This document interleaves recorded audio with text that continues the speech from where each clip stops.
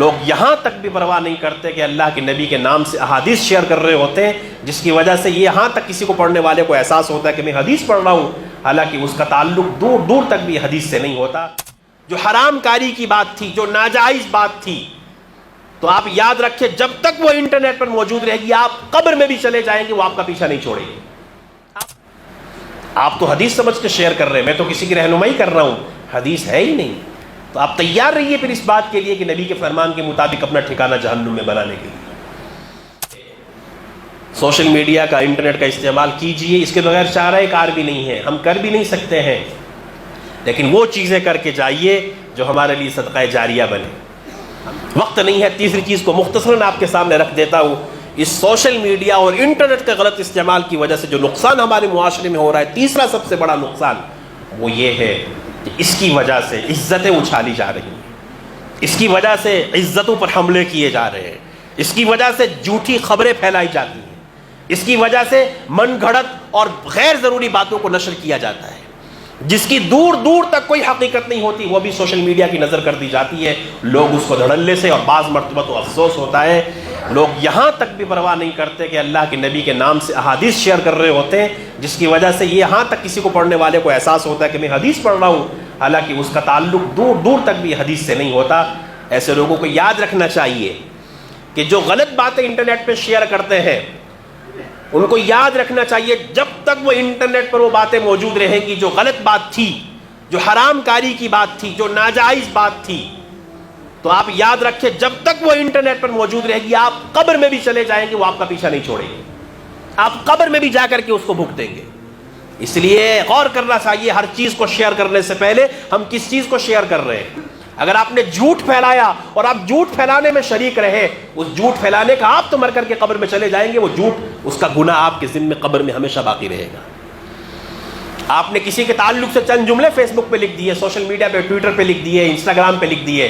حالانکہ دور دور تک بھی اس کا اس معاملے میں کوئی تعلق نہیں تھا۔ آپ نے اپنی تسلی کے لیے، اپنی انا کی خاطر کسی پر الزام لگا کر کے چند باتیں سوشل میڈیا کی نظر کر دیں، حالانکہ وہ اللہ کے ہاں بری ہے، وہ اس معاملے میں مجرم نہیں ہے، اور آپ نے اس کی عزت اچھالتے ہوئے اس کے تعلق سے جو باتیں سوشل میڈیا پر لکھی ہیں، اللہ کی قسم یہی ایک عمل آپ کے لیے کسی کے لیے بھی جہنم میں جانے کا ذریعہ بن سکتا ہے۔ اس لیے اس کا استعمال اس معنی کر مت کیجئے کہ عزتیں اچھالنے میں، کسی کی پگڑی گرانے میں، کسی کی عزت کو تاتار کرنے میں، اپنی انا کی خاطر یہ سب کرنے میں وقتی طور سے تو آپ کو شاید لذت آ جائے گی، لیکن اس کے پیچھے جو آپ کو بھگتنا پڑے گا، جو سزا بھگتنی پڑے گی، وہ بڑی بھیانک اور خطرناک ہے۔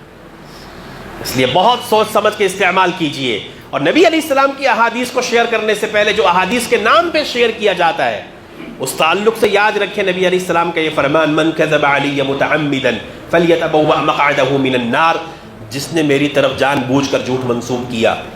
کہ میرا فرمان نہیں تھا، لیکن لوگوں کو میرا نام لے کر کے یہ بات سنائی گئی کہ یہ اللہ کے نبی کا فرمان اور حدیث ہے، اللہ کے نبی علیہ السلام نے فرمایا فَلْيَتَبَوَّأْ مَقْعَدَهُ مِنَ النَّارِ، اس کو چاہیے کہ وہ ایسا آدمی اپنا ٹھکانہ جہنم میں بنا لے۔ آپ تو حدیث سمجھ کے شیئر کر رہے ہیں، میں تو کسی کی رہنمائی کر رہا ہوں، حدیث ہے ہی نہیں، تو آپ تیار رہیے پھر اس بات کے لیے کہ نبی کے فرمان کے مطابق اپنا ٹھکانہ جہنم میں بنانے کے لیے۔ اس لیے سوشل میڈیا کا، انٹرنیٹ کا استعمال کیجئے، اس کے بغیر چارہ کار بھی نہیں ہے، ہم کر بھی نہیں سکتے ہیں، لیکن وہ چیزیں کر کے جائیے جو ہمارے لیے صدقہ جاریہ بنے۔ ہم کسی کو سوشل میڈیا پر کچھ سکھا کے جائیں، کچھ سیکھ کر کے جائیں، کہ ہم مر بھی جائیں نا تو سوشل میڈیا ہمارا گواہ رہے کہ زندگی میں جب تک یہ شخص زندہ رہا، اس نے اچھائی ہی پھیلائی ہے، اس نے خیر ہی پھیلائی ہے، اس نے منکرات سے دوسروں کو بھی روکا، خود بھی رکتا رہا۔ ایک مثال، ایک بات کہہ کے بات ختم کرتا ہوں نا، کہ جیسے سوشل میڈیا پہ آپ نے کوئی کسی کی تصویر شیئر کی، مثال کے طور پر عام مطلب ہوتا ہے، خاص کر نوجوان ہے نا، بھئی آپ نے کسی غیر محرم کی، کسی لڑکی کی تصویر شیئر کر دی، کسی کی بھی ہو، آپ نے کر دی، چاہے لائک کے چکر میں، کمنٹس کے چکر میں، یا اپنے پیج کو بڑھانے کے چکر میں، جس چکر میں بھی آپ نے کوئی میوزک، کوئی گانا ڈال دیا ہے نا، یا اپنی فوٹو لگا کر کے پیچھے بیک گراؤنڈ میں ایسا میوزک لگایا، کوئی بھی صورت اس کی ہو سکتی ہے۔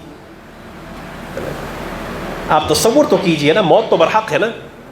موت سے کسی کو مفر ہے، موت سے کسی کو انکار ہے، کسی کو نہیں۔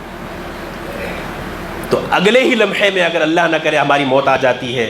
اور وہ ہمارا پاسورڈ، ہماری فیس بک کی آئی ڈی کا پاسورڈ، سوشل میڈیا جو بھی کچھ ہمارے پاس ہے وہ سب میرے ہی پاس تھا، کسی اور کے پاس ہے ہی نہیں. یعنی کوئی اگر اس کو وہاں سے مٹانا بھی چاہے، ڈیلیٹ بھی کرنا چاہے، اگر وہ نہ کر سکا، آپ قبر میں جائیں گے جب تک وہ غیر محرم کی تصویر آپ کی سوشل میڈیا پر رہے گی، جو اس کو دیکھے گا اور اس کو دیکھنے کے بعد لذت لے گا، حرام کاری کی نیت سے اس کو دیکھے گا، یا وہ میوزک سن کر اپنے کانوں کو جھوٹی تسلی دے گا. اب سوچئے ذرا، آپ تو قبر میں ہیں، آپ شیئر کرنے کی وجہ سے جب تک کہ آپ قبر میں ہیں آپ قیامت تک اس کی سزا بھگتیں گے. اور پھر اللہ کے ہاں اگر اسی وجہ سے پکڑ آ گئی کہ تیری وجہ سے ہزاروں اور لاکھوں لوگوں نے اس میوزک کو سنا، تیری وجہ سے ہزاروں اور لاکھوں لوگوں نے اس غیر محرم کی تصویر کو دیکھا، اللہ کے سامنے کس کس کا جواب دیں گے؟ اپنے گناہ کم ہوں گے کہ کسی کے بھی اپنے سر لے کر کے کیا منہ لے کر اللہ کے سامنے حاضر ہوں؟ اس لیے نیکی کے کام میں معاون بنا کیجئے، گناہوں کے کام میں معاون مت بنا کیجیے. اس لیے سوشل میڈیا کا مثبت استعمال کیجیے، ضرور کیجیے، انٹرنیٹ سے فائدہ اٹھائیے لیکن جائز اور حلال طریقے سے. اللہ تعالی ہم سب کو شریعت و سنت کا پابند بنائے، ہر قسم کی حرام کاری سے اللہ پاک میری آپ کی ساری امت کے حفاظ فرمائے. جب تک ہم زندہ ہیں اللہ اسلام پر رکھے، شریعت اور سنت پر رکھے، اور جب ہماری موت آئے اللہ ہم سب کو ایمان کامل پر موت عطا فرمائے.